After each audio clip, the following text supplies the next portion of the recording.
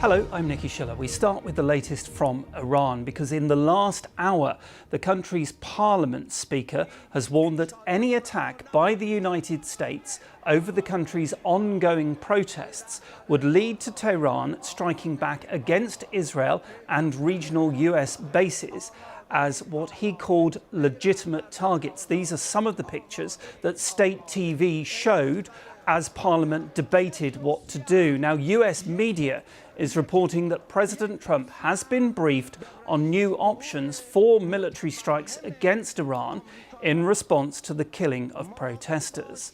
Now, inside Iran, hundreds of people have been reportedly killed or wounded by Iran's security forces over the past 3 days, as details of the violence against protesters emerge despite an internet blackout. The unrest is causing major issues for Iran's medical system. Staff at 3 hospitals have told the BBC their facilities are overwhelmed with dead or injured patients. BBC Persian says it's verified some 70 bodies were brought to just one hospital on Friday. The protests began in late December, sparked by Iran's worsening economic situation. They've now spread across the country. Our first report this hour is from our world news correspondent, Joe Inwood. Are we seeing unrest turn into revolution? These protests, which began over rising prices, have spread right across Iran. This footage is from the city of Mashhad in Iran's northeast. We don't know exactly when it was filmed, but it is recent. And this was the capital, Tehran, last night. Huge crowds took to the streets, braving the bitter cold and threats of state violence. The death toll is rising. In just a single hospital, BBC Persian verified 70 bodies on one night. The morgue was at full capacity.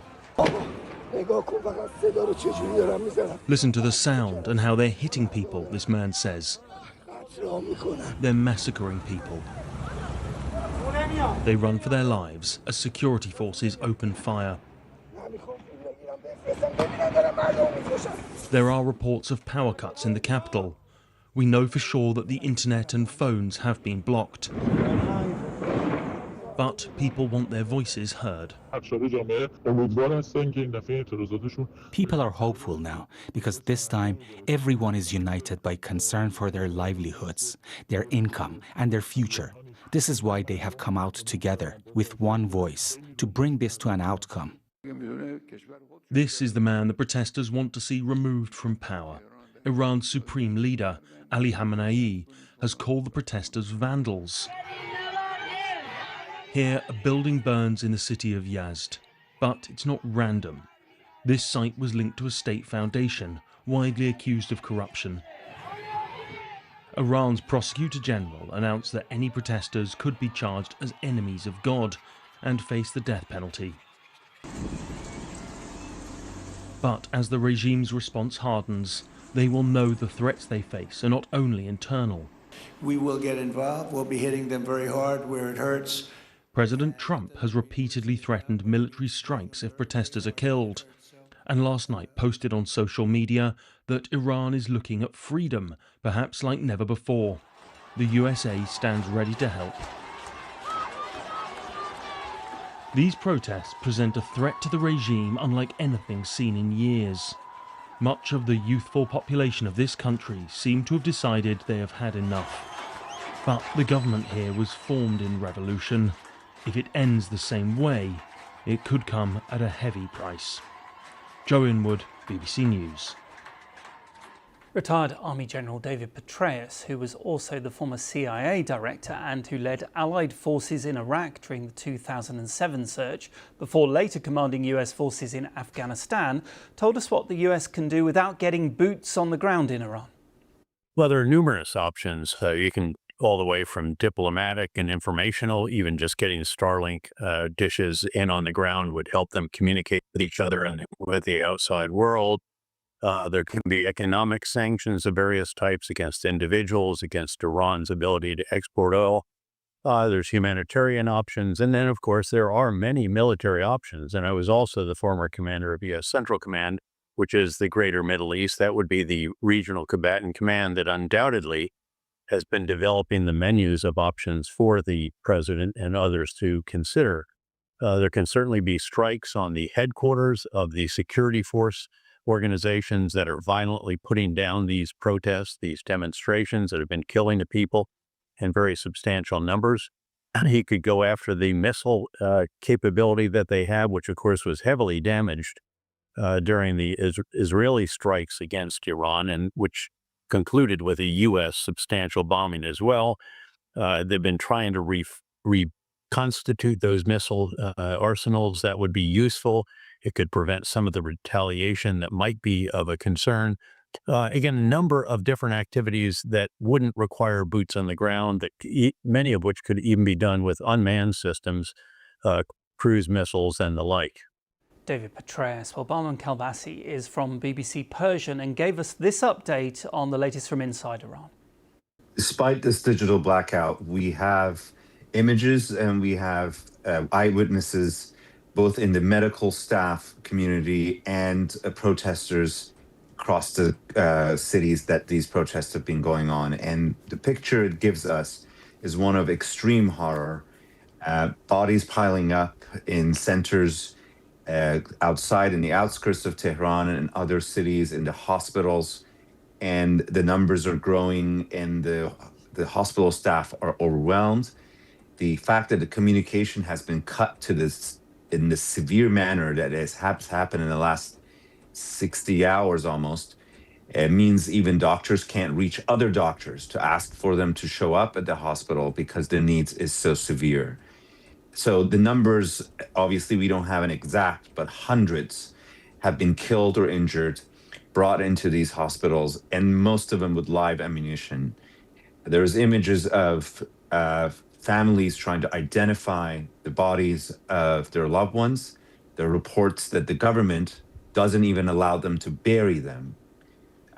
It's a horrific scene on one side. The other is one of a jaw-dropping bravery, because despite the digital blackout and despite these mass shootings and killings of protesters, there are still ongoing protests that have been happening as late as a few hours ago in Tehran and other cities, which indicate that these protesters, knowing the risk that it carries, which clearly includes their lives, are still coming out, and the government has yet to manage to crack down fully and end these protests.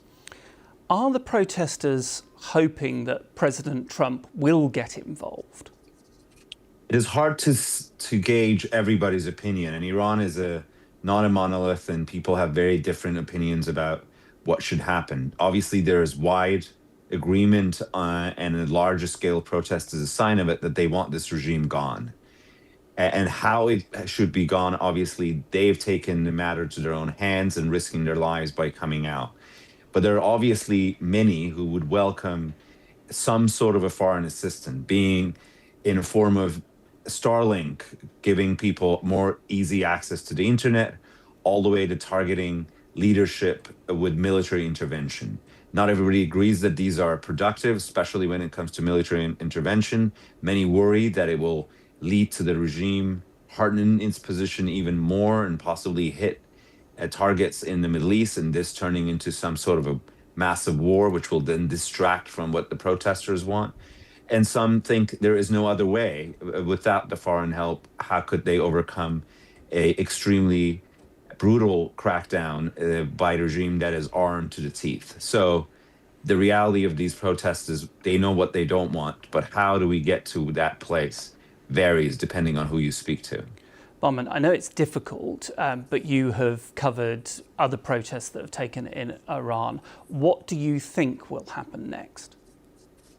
It is really the million-dollar question, but it is different from the other protests that I've covered and I've lived through. It is large scale, it's historic, it is across the country, it's across demographics, and it has faced perhaps the most brutal, the most bloody crackdown in the last 72 hours, and it hasn't died down yet.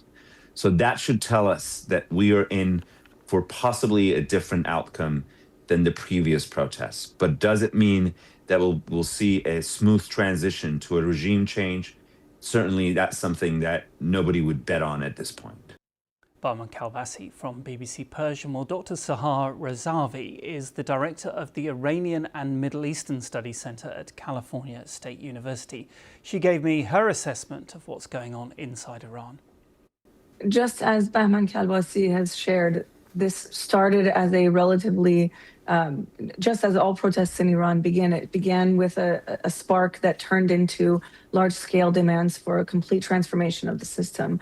The last time there was an internet blackout of this scale during a protest was during Bloody Aban in 2019. And by the time the internet turned back on, estimates range from the very low end, 200 something, to the more likely end is around 1,500, according to a Reuters report, had been killed by the government. So when we see internet blackouts, we become very concerned, even in spite of the fact that there are images and reports coming out from Iran, from on the ground.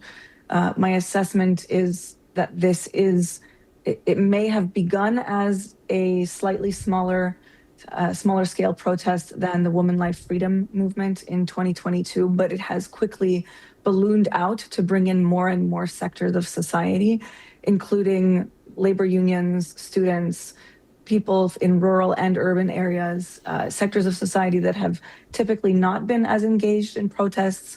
The economic crisis was the spark this time, but it is always sparked by something, and then it balloons out to a bigger scale protest. You're in the US. President Trump has said that the US stands ready to help. What do you think he will do?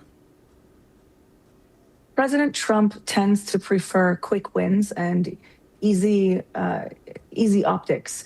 So my sense is that he is more hesitant to get involved directly on the ground if he thinks that there will be challenges and it won't be an easy victory.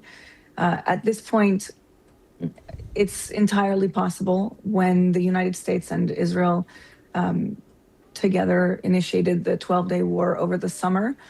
Many of us were surprised because a lot of bluster usually doesn't turn into actual armed attacks, but this time it did. And I think right now it may, but at this point I'm reserving judgment to see what's going to happen next from President Trump. We know the reports say hundreds of people have died already. What options are open for the government there and the supreme leader if they do want to continue cracking down on these protests? This is the big question, because what's different now for the government compared to the last round of protests, the last large-scale protests in 2022, is that their regional support structure has completely changed. In the past, they've been relatively freer to crack down so brutally as they always have, because they felt buttressed by their regional alliances, including Bashar al-Assad in Syria, Hamas and Hezbollah. These are even Russia, which is bogged down in now Ukraine. Its alliances have been significantly weakened, which makes it more difficult for them to engage in large-scale crackdowns without the looming threat of foreign intervention. The options, if they continue the crackdown, which is their standard operating procedure every time there is an uprising, then there is a risk that they are giving the United States and Israel and the US's regional allies the opportunity and the opening to intervene militarily. If they do not crack down, if they make concessions, if they make conciliatory gestures, which there have been one or two of, the risk to them is that the protesters see it as a sign that they should keep pushing, which is what happened in 1978. So they are kind of stuck between a rock and a hard place right now.